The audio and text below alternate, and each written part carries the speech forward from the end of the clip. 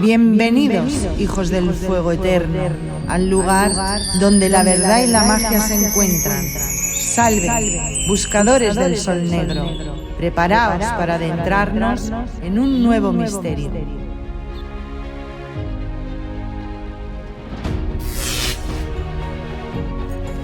Bree, la raza futura.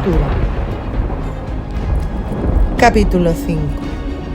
Una voz me habló con tono sereno, dulce y armonioso, en un lenguaje del que no pude entender ni una palabra, pero sirvió para disipar mi terror. Descubrí mi cara y levanté la vista.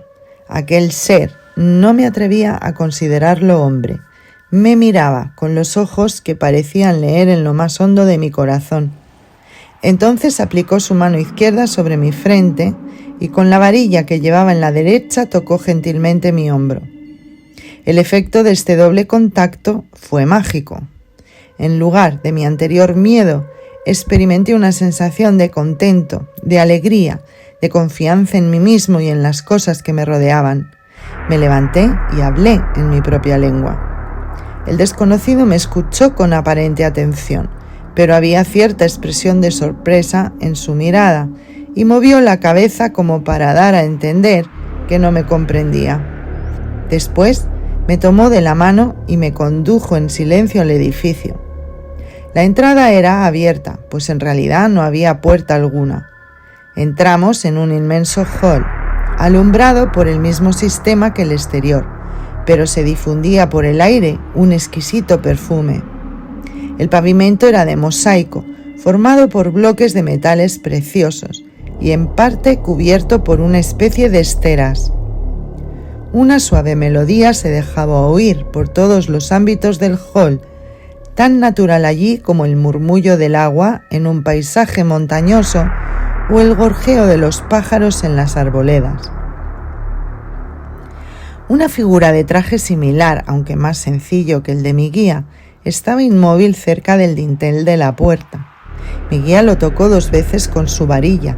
La figura se puso rápidamente en movimiento y se deslizó por el pavimento.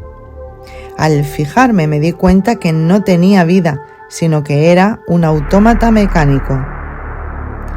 Haría 2 minutos que había desaparecido por una abertura sin puerta, medio cubierta por cortinas, situada al otro extremo del hall, cuando salió por la misma un muchacho de unos 12 años, de facciones tan parecidas a las de mi guía, que me parecieron evidentemente padre e hijo. Al verme el muchacho dio un grito y levantó en actitud amenazadora una varita parecida a la que llevaba mi conductor, pero a una palabra de éste la bajó. Hablaron los dos durante unos momentos, examinándome mientras hablaban.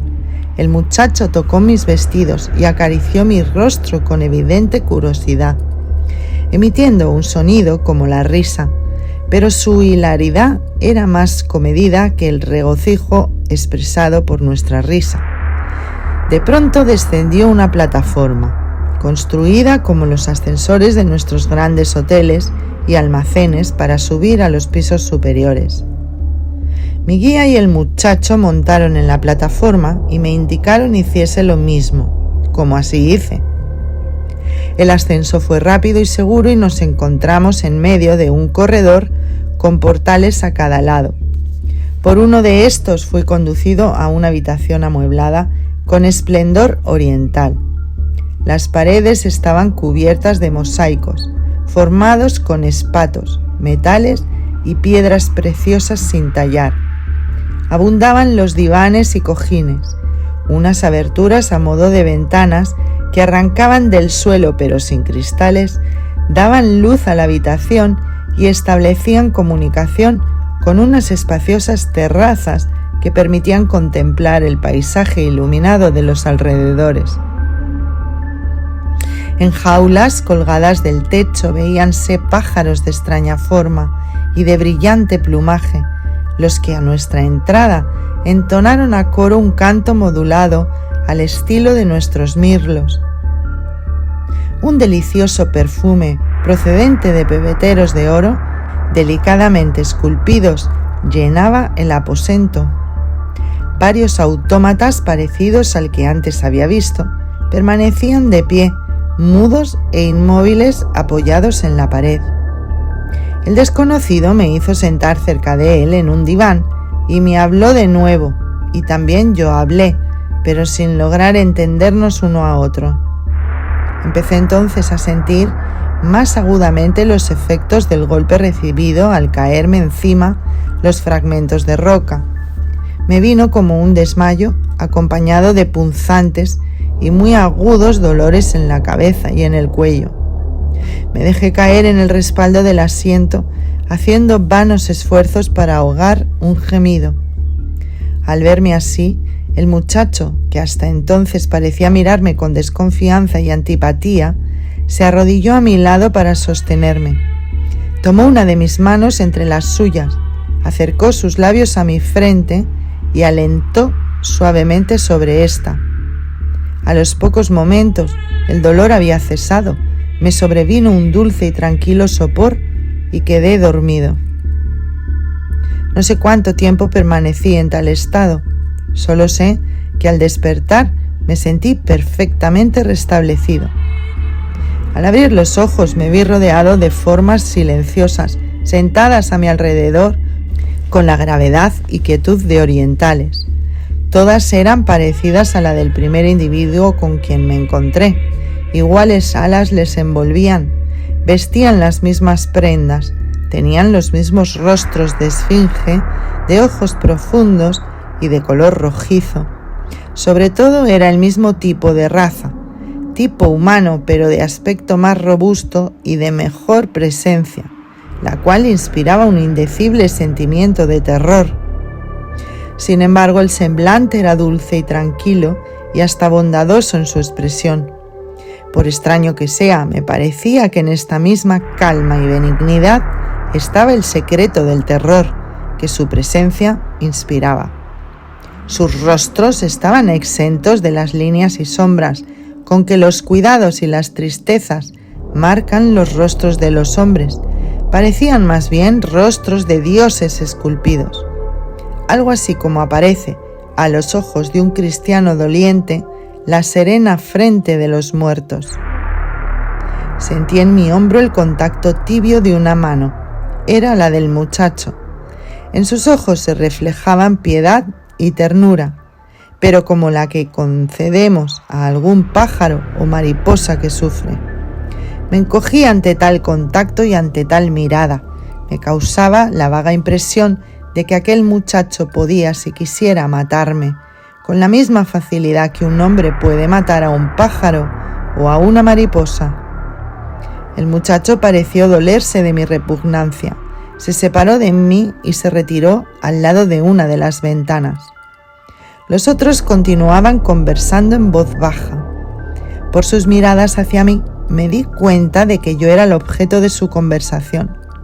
Uno de ellos en particular parecía empeñado en convencer al que me había encontrado sobre alguna proposición que me afectaba. El último me pareció, por sus gestos, a punto de consentir, cuando de pronto el muchacho dejó su lugar cerca de la ventana y se interpuso entre los otros y yo, como para protegerme, y habló con palabra viva y enérgica. Por intuición o instinto me di cuenta de que el muchacho, a quien tanto temía antes, estaba abogando en mi favor. Aún no había terminado el muchacho de hablar, cuando otro desconocido entró en la habitación. Aparentemente era de mayor edad que los otros, aunque no era viejo. Su aspecto, menos sereno que el de los demás, daba la sensación de humanidad más en consonancia con la mía.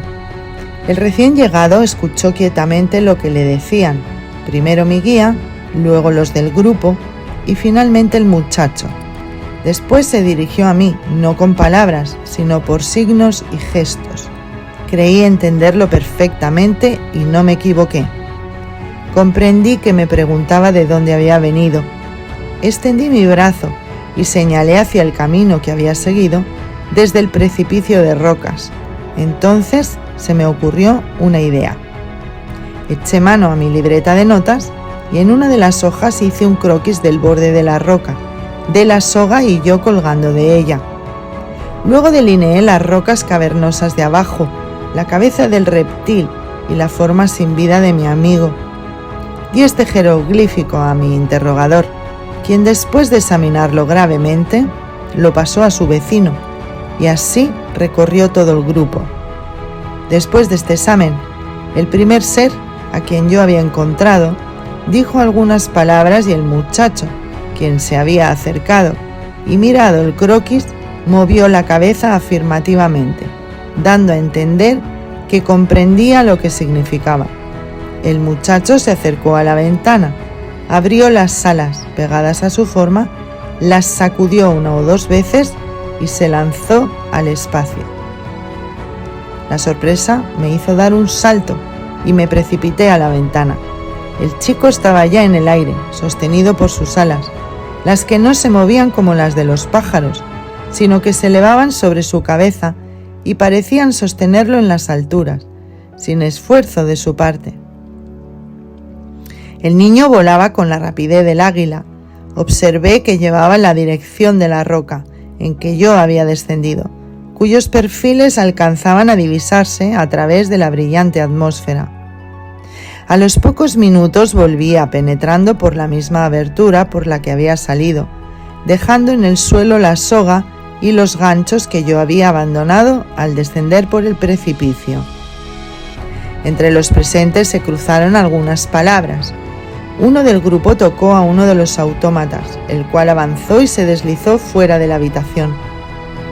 Luego el último que había entrado me tomó de la mano y me condujo al corredor. Allí nos esperaba la plataforma en que habíamos subido. Montamos en ella y descendimos hasta el hall.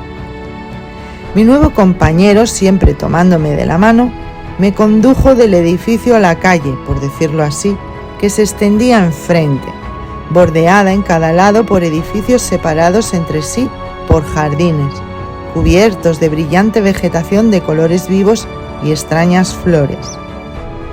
En medio de estos jardines, los cuales estaban separados por paredes bajas, o caminando por la calle, se veían muchas formas similares a las que había visto. Algunos de los transeúntes al verme se acercaron a mi guía. Por su tono, sus miradas y gestos, evidentemente le preguntaban por mí. En pocos momentos se juntó una multitud a nuestro alrededor que me examinaba con gran interés, como si se tratara de algún raro animal salvaje. No obstante, al satisfacer su curiosidad, mantuvieron una actitud cortés y grave, y después de breves palabras de mi guía, quien me pareció que se quejaba de la obstrucción de la calle, se alejaron haciendo una solemne inclinación de cabeza y siguieron su camino, con tranquila indiferencia. Habíamos recorrido la mitad de la calle cuando nos detuvimos ante un edificio diferente del que nos habíamos pasado hasta entonces. Formaba los 3 costados de un vasto patio. En los ángulos del mismo se elevaban altas torres de forma piramidal. En el espacio abierto entre los costados había una fuente circular de dimensiones colosales, de la cual brotaba un chorro de agua que luego descendía, en forma de lluvia deslumbrante, que a mí me pareció de fuego. Penetramos en el edificio por uno de los portales y nos encontramos en una enorme sala. En ella se veían grupos de niños, al parecer ocupados en trabajo, como el de alguna gran fábrica. En una de las paredes había una enorme máquina en pleno funcionamiento con ruedas y cilindros, parecida a nuestras máquinas de vapor, con la diferencia de que estaba ricamente ornamentada con piedras y metales preciosos y emitía un resplandor pálido, fosforescente de luz cambiante. Algunos de los muchachos trabajaban en algo misterioso en aquella maquinaria, otros estaban sentados ante mesas. No se me permitió detenerme bastante tiempo como para examinar en qué trabajaban. No se dejaba oír ni una sola voz de aquellos niños, ni una sola cabeza se volvió para mirarnos. Estaban quietos e indiferentes como fantasmas, entre los cuales pasan inadvertidas las formas vivientes. Saliendo de esta sala, mi guía me llevó por una galería ricamente pintada en recuadros, con una exótica mezcla de oro en los colores, como los cuadros de Louis Cranach. Los temas descritos en aquellas paredes se me antojaron episodios de la raza en medio de la cual había caído. En todos los cuadros había figuras, la mayoría como las criaturas de parecido humano como las que había visto, pero no todas con la misma vestimenta, ni todas con alas. Había también representaciones de varios animales y pájaros, completamente desconocidos para mí. Los fondos reproducían paisajes y edificios. Hasta donde mis escasos conocimientos de arte pictórico me permiten opinar, aquellas pinturas me parecieron exactas en diseño de excelente colorido y demostraban un conocimiento perfecto de la perspectiva, pero los detalles no se ajustaban en manera alguna a las reglas de composición aceptadas por nuestros artistas, pues les faltaba, por así decirlo, un centro, de manera que el efecto era vago, diseminado, confuso, desconcertante. Eran como fragmentos heterogéneos de un sueño de artista. Llegamos a una sala de dimensiones moderadas, en la que estaba reunida la que después supe era la familia de mi guía. Se hallaban sentados alrededor de una mesa como para almorzar. Las formas allí agrupadas eran la esposa de mi guía, la hija y 2 hijos. De inmediato reconocí la diferencia entre los 2 sexos. Observé que las mujeres eran más altas y de mayores proporciones que los hombres, y de líneas de contornos todavía más simétrico, pero carecían de la suavidad y expresión tímida que dan encanto al rostro de nuestras mujeres sobre la tierra. La esposa no llevaba alas. Las de la hija eran más largas que las de los hombres. Mi guía dijo en pocas palabras. Al oírlas, las personas sentadas se levantaron y con la peculiar dulzura de su mirada y maneras que había observado antes y que en verdad era característica común de aquella formidable raza, me saludaron a su manera, la cual consiste en llevarse la mano derecha gentilmente a la cabeza y emitir un monosílabo sibilante sí, cuyo significado es bienvenido. La dueña de la casa me indicó un asiento a su lado y me sirvió en un plato de oro viandas de una de las fuentes. Al probarlas, no obstante ser viandas desconocidas para mí, quedé maravillado, más de la delicadeza y exquisitez del sabor de las mismas que de su raro aroma. Mis compañeros, entre tanto, conversaban quietamente entre sí, por lo que pude ver, evitaban cortésmente toda referencia directa a mí y todo escrutinio de mi apariencia. No obstante, yo era la primera criatura de la variedad de la raza humana a que pertenezco que ellos habían visto. Por lo tanto, me consideraban como el fenómeno más curioso y anormal. Toda rudeza es desconocida para aquella gente. A los niños, desde su primera infancia, se les enseña a desdeñar toda demostración emotiva vehemente. Terminada la comida, mi guía me tomó nuevamente de la mano y, volviendo a la galería, tocó una plancha metálica cubierta de extraños caracteres, la cual, conjeturé, sería algo así como nuestro telégrafo. Descendió una plataforma, pero esta vez ascendimos a mayor altura que en el edificio anterior y nos encontramos en una sala de regulares dimensiones, cuyo aspecto general tenía mucho que sugería asociaciones con un visitante del mundo superior. Adosados a las paredes había anaqueles llenos de lo que parecían ser libros. En efecto, así era, la mayoría muy pequeños, como volúmenes en miniatura, todos encuadernados en hojas delgadas de metal. Distribuidos por la sala, había varios mecanismos muy curiosos que me parecieron modelos, como los que se encuentran en el laboratorio de cualquier mecánico profesional. En cada ángulo de la sala había parado, inmóvil como un fantasma, un autómata, dispositivo mecánico del cual se valía aquella gente para todas las labores domésticas. En una alcoba había una cama baja o diván con almohadones.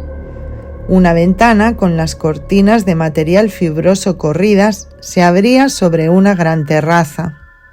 Mi guía salió a ella y yo le seguí. Nos encontrábamos en el piso más alto de una de las pirámides angulares. La vista que desde allí se dominaba era de belleza imponente y salvaje, imposible de describir. Las vastas cordilleras de rocas cortadas a pico que formaban el fondo lejano del paisaje, los valles intermedios cubiertos de plantas multicolores, los destellos de las aguas, muchas de cuyas corrientes parecían de llamas rosaté. La serena luz difusa que lo iluminaba todo, procedente de miríadas de lámparas, se combinaban en un conjunto que no tengo palabras con que describirlo. Tan espléndido era, sin embargo, tan sombrío, tan atrayente y a la vez tan terrible. Pocos momentos después me vi interrumpido en la contemplación de tan extraños paisajes. De pronto se difundió por el espacio una alegre música que parecía proceder de la calle. Luego apareció por los aires una forma alada, luego otra, como en persecución de la primera, luego otras y otras, hasta que me fue imposible contarlas. Tan numerosa y compacta era la muchedumbre que batía el espacio. Pero ¿cómo describir la gracia fantástica de aquellas formas y de sus ondulantes movimientos? Parecían dedicados a algún deporte o entretenimiento. Unas veces se reunían en escuadrones opuestos, otras se diseminaban, un grupo siguiendo al otro, remontándose, descendiendo, entremezclándose, separándose. Todos los movimientos a compás de la música de abajo, como en las danzas de las peris de la fábula. Volví mis ojos a mi huésped con asombro febril. Me atreví a tocar con mi mano las largas alas, plegadas sobre su pecho. Al contacto sentí como una descarga eléctrica. Me encogí temeroso, pero mi huésped sonrió y, como si quisiera cortésmente satisfacer mi curiosidad, extendió despacio sus brazos. Noté que su indumentaria debajo de las alas se dilataba como una vejiga que se llena de aire.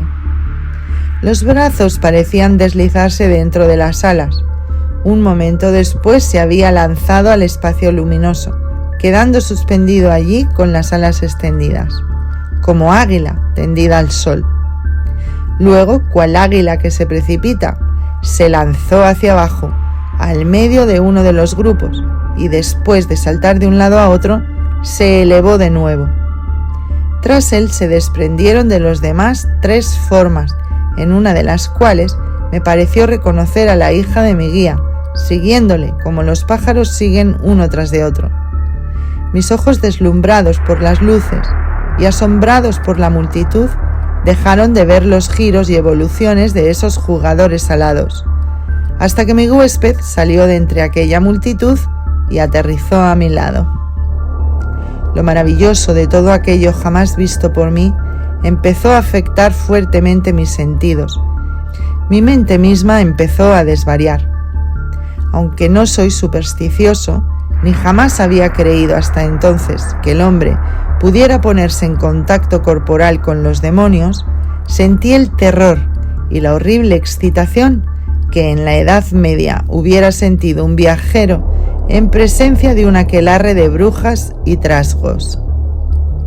Tengo el vago recuerdo de que traté de rechazar con vehementes gesticulaciones y fórmulas de exorcismo a mi cortés e indulgente huésped, quien con amables esfuerzos trataba de calmarme y aquietarme, pues acertadamente comprendió que mi terror y agitación eran ocasionados por la diferencia de forma y movimiento, los cuales habían excitado mi maravillosa curiosidad y que el espectáculo había excitado todavía más. Me parece recordar su gentil sonrisa cuando, para calmar mi alarma, dejó caer las alas al suelo, con la idea de demostrarme que solo eran un dispositivo mecánico. La repentina transformación no hizo más que aumentar mi horror. presa del paroxismo extremo que se manifiesta en supremo atrevimiento, me lancé a su cuello como fiera salvaje. Al instante caí al suelo como tocado por una descarga eléctrica. Las confusas imágenes que flotaron ante mi vista hasta que quedé insensible fueron la forma de mi huésped arrodillado a mi lado con una de sus manos en mi frente y el hermoso y sereno rostro de su hija con sus grandes ojos inescrutables clavados fijamente en los míos.